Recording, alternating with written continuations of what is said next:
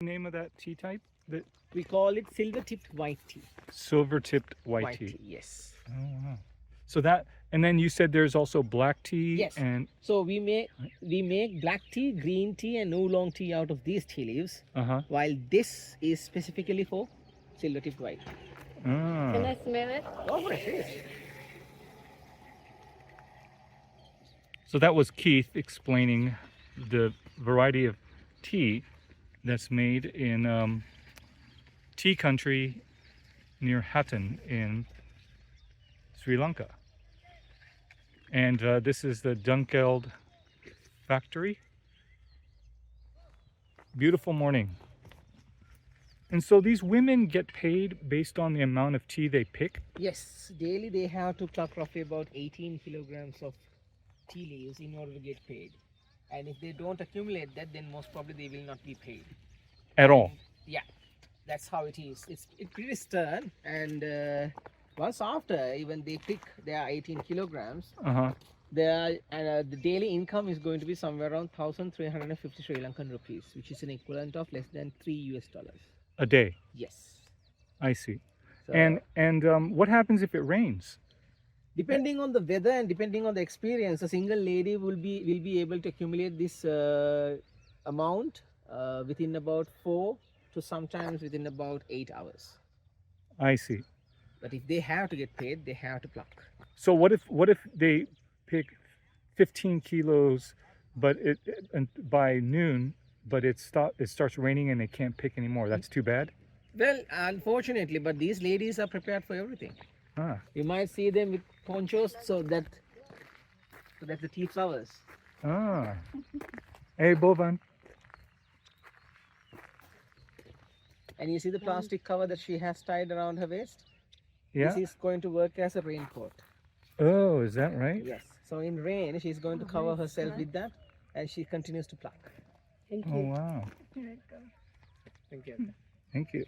So you were saying earlier that the Dutch initially colonized. Yes, Portuguese. Portuguese initially colonized Sri Lanka in 1505.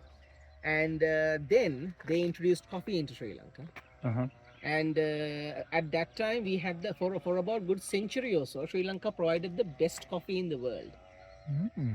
But then what happened was a fungus starts to spread, decimating the coffee plantations. We call it coffee blight or coffee rust fungus. And Really? the technology at that time was not capable to control this fungus, which was why coffee plantations were completely decimated in Sri Lanka. So it spread nationwide? Yes. Just by this one fungus? Massively. Wow. Massively. Okay, so then the Portuguese, their economy based on that kind of collapsed? Yes. And then Dutch came in around 1715, if I'm not mistaken, or 1713 AD. And then they started utilizing spices. And mostly cinnamon and cardamom, nutmeg, and then they utilized woody plants as well. Most of the wood has been transported or chopped off and transported out of the country, and this is mainly because Dutch are quite famous for their furniture. So they needed most of the ebony in Sri Lanka was completely chopped off from Dutch, and they exported it. And under their influence right now, the ebony tree is highly protected in Sri Lanka because we've run out of it. I see. Right? And then it was in 18th century, English comes into Sri Lanka. And they are the ones who started introducing tea to Sri Lanka. I see. And the tea leaves, they brought the tea leaves with them, huh? Yes. So the tea industry there was no native tea plants in Sri Lanka until then? We did not have any native tea plants. According to a certain reference, they claim that an Indian Maharaja actually gifted a tea tree to one of the kings of Sri Lanka, but that king had no idea how to process it. So he just situated in Royal Botanical Gardens and just left it there. But this is just a story, so we don't really know the credibility of this entire story, right? But it was the James Taylor who initially brought tea to Sri Lanka. That is why we consider him as the father of Ceylon tea. And he came into Sri Lanka while he was about 17 years old. And 17, huh? Yes, That's initially came here to be a manager in a coffee plantation. But then he realized that his job is in danger, so he started going into India, and he brought the first batch of tea seeds from India to Sri Lanka, and then established the first ever tea plantation, which is still operational in Kandy, called Lulkandara, state number 7. That tea pluckers does not really get paid that much, Uh-huh.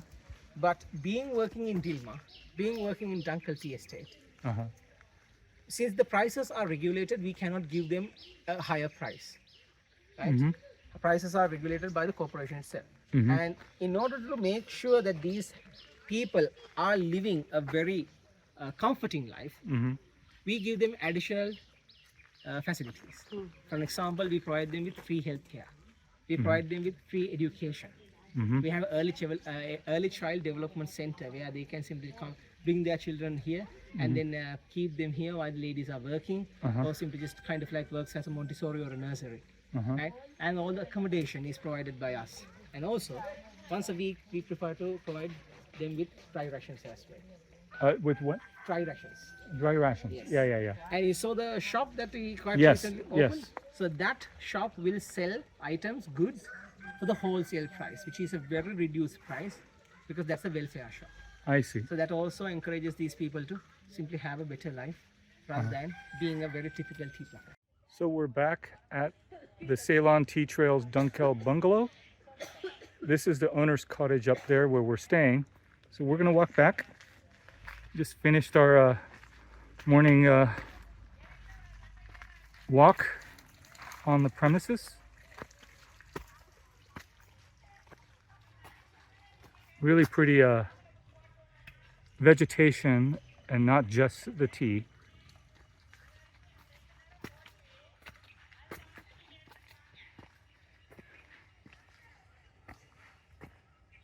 And you can see the women tending to the tea field, picking tea leaves in front of our room. This pink flower is not an endemic species. Looks like it came from Bolivia. This is the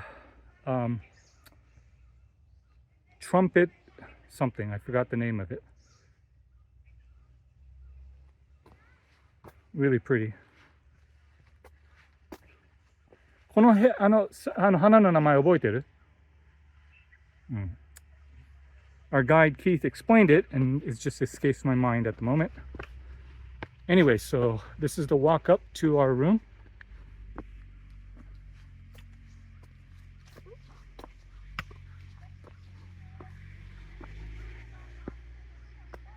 It's a working tea estate.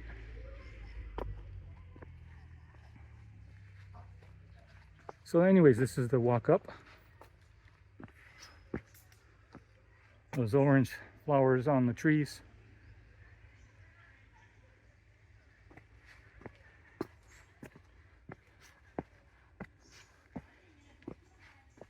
It is quite verdant green right now because it did rain overnight, which it's known to do in this area. You can see the overcast skies.